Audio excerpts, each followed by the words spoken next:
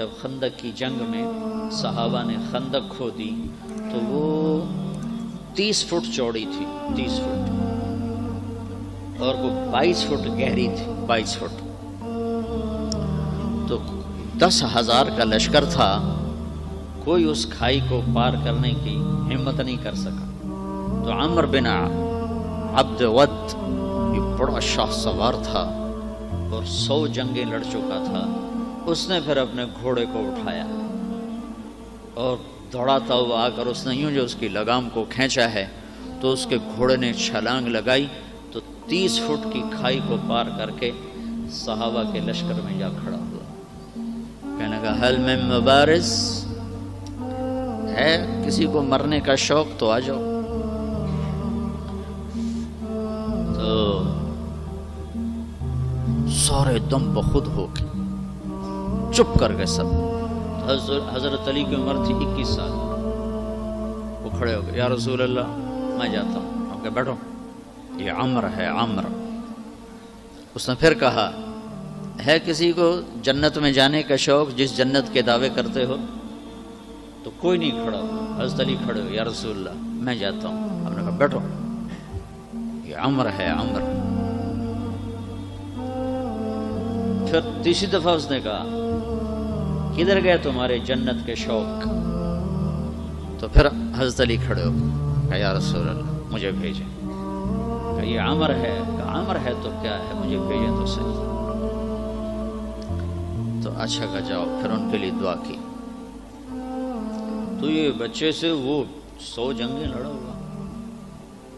تو حضرت علی شعر پڑھا کرتے تھے، انا الذی سمتنی امی حیدرا کلیس غابات کریہ المنظرا وفیہم بالساع کیل السندرا۔ میں وہ ہوں جس کا نام اس کی ماں نے حیدر رکھا ہے، شیر، جو جنگل کا بڑا شیر شہنشاہ ہوتا ہے، اور میری تلوار ناپ تول کے کھوپڑیاں توڑتی ہے۔ تو جب وہ آئے نا تو اس نے پہچانا نہیں، کہنے لگا کون ہو؟ کہا علی۔ کہا بن عبد مناف؟ پیچھے لے گئے، کہنی بن ابی طالب کو بھتیجے، تو کہاں سے آ گیا؟ میں نہیں تمہیں قتل کرنا چاہتا۔ وہ اتنا مطمئن تھا، کہا میں نہیں تمہیں قتل کرنا چاہتا۔ کہا چاچا میں تو تمہیں قتل کرنا چاہتا ہوں۔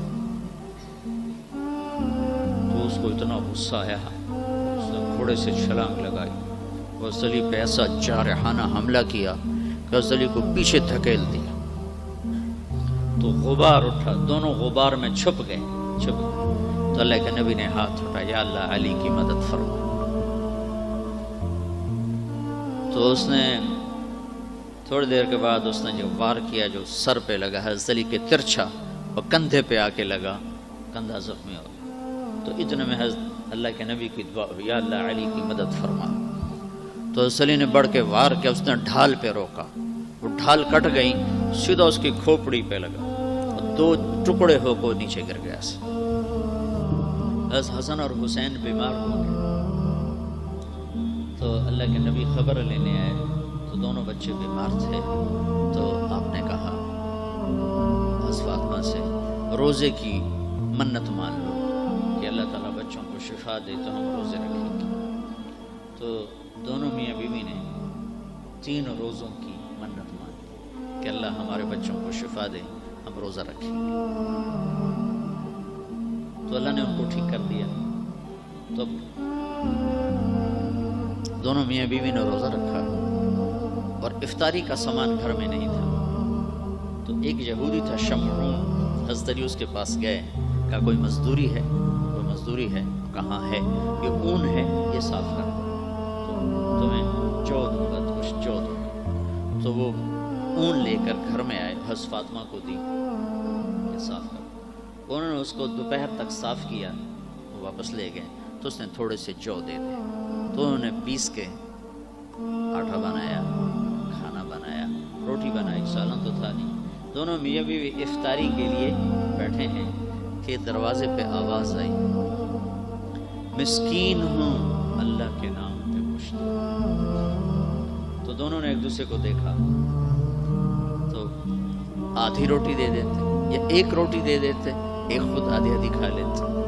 دونوں روٹیاں اٹھا کے اس کو دے دی اور پانی پہ افطار کر رات کو بھی کھانے کو کچھ نہیں تھا تو پانی پہ کھجور پہ روزہ رکھا. اگلے دن پھر حضرت علی شمعون یہودی کے پاس گئے اور اس سے اون لے کر آئے. حضرت فاطمہ نے اس کو سارا دن صاف کیا. عصر سے پہلے مزدوری ملی, اس کو پیس کر آٹا بنا کر روٹی بنا کر میاں بیوی کھانے پر بیٹھے تو دروازے پہ آواز لگی, یتیم ہوں اللہ کے نام پہ. تو دونوں نے ایک دوسرے کو دیکھا اور ساری روٹیاں اٹھا کر اس کو دے دی اور پانی پہ روزہ افطار کر. تیسرا دن آیا, پھر وہ مزدوری کر کے روٹی تیار کی اور افطاری پر بیٹھے تو دروازے پر آواز لگی. بدر کے قیدی اس دن آزاد ہوئے. بدر کے قیدی اس دن آزاد کیے گئے. تو ایک قیدی دروازے پر آ گیا, قیدی ہوں ابھی چھوٹا ہوں اللہ کے نام پہ کچھ دو. تو دونوں میاں بیوی نے دونوں روٹیاں اٹھا کر اس کو دی تھی. 3 دن کے فاقے نے حضرت فاطمہ کو بستر پر گرا دیا اور بیمار ہو گئی. تو اللہ کے نبی حال پوچھنے آئے تو ان کے سینے پہ سر رکھ کے رونے لگی بیماری کی شدت سے. تو یہ ان آنسوؤں نے جو آسمان میں ہلچل مچائی, جبریل قرآن لے کر اترا.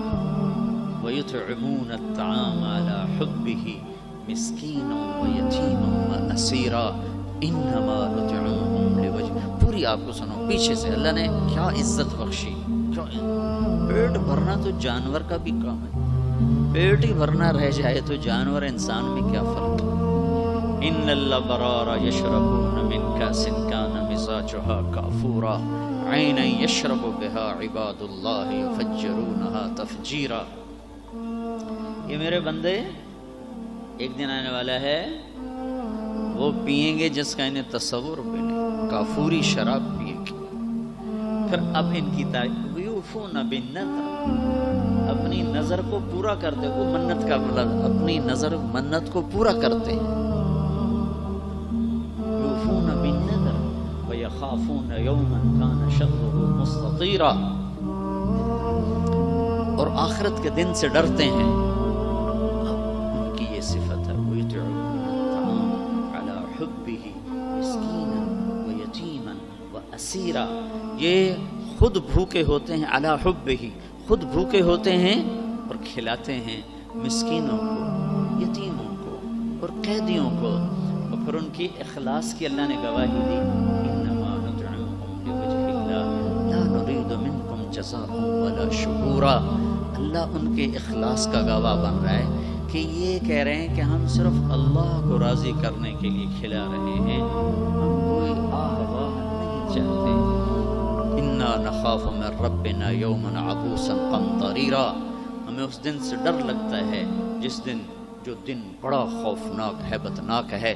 پھر اللہ نے آگے بشارت دی, فوقاهم الله شر ذلك اليوم ولقاهم نضرة وسرورا وجزاهم بما صبروا جنة وحريرا متكئين فيها على الأرائك لا يرون فيها شمسا ولا زمهريرا دانية عليهم ظلالها وذللت قطوفها تذليلا. آگے تک یہ قرآن اترا کہ اللہ تعالیٰ کہ جبریل آگے پیغام لے کر کہ علی و فاطمہ کا یہ عمل ایسا پسند آیا ہے کہ عرشوں پر بھی دھوم مچ گئی ہے. اور یہ سورہ طہر کی آیات کو اتارا گیا کہ میرا رب ان کے اس عمل پر ایسا خوش ہوا ہے کہ خود کھانا خود جمع کرنا کون سی بڑی بات ہے.